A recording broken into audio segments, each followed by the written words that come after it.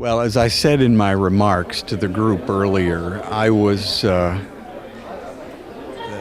the way I feel about this part of the world, Central and Eastern Europe really, is that it's such a high concentration of very bright, very talented people that have a real desire to do something with their lives, and not only their lives, but affect the lives of other people. So how do I feel? I'd have to say that I feel fantastic about the opportunity to, in some small way, be involved in this, because it's absolutely electric, the feeling of being around these people.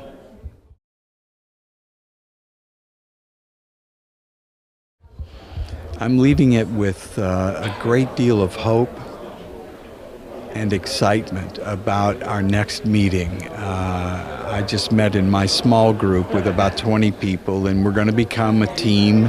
We're going to have a page on Facebook that we go to communicate, and we're going to meet once a month for a year. So I'm looking forward to developing long-term relationships, and for our team to develop long-term relationships that support the growth of each other. And I hope to grow from it too, because every time I work with someone, or every time I sit and talk to someone like this, I learn something about myself, which is so valuable. I mean, that to me is one of the joys of life.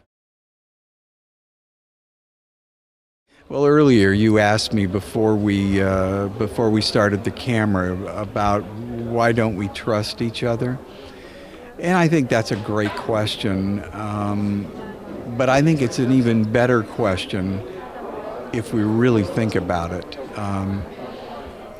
I asked a man by the name of Michael Melchior, who was the chief rabbi of Norway, and he's a member of the Knesset.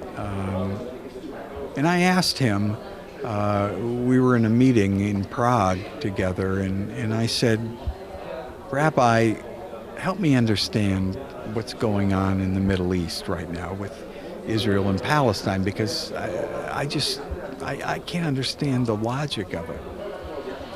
And I'll never forget what he said to me. He said, Pepper, we have lived side by side for hundreds, millennia maybe, thousands of years, but we really don't know each other. We're too involved in trying to tell our message as opposed to listening. And so to answer the question about why we don't trust each other, I would say that it's because we don't take time to try to get to know each other. Because when you know somebody and you understand their motivation and they understand you, you begin to build a human link with them. And that is the foundation for understanding and trust.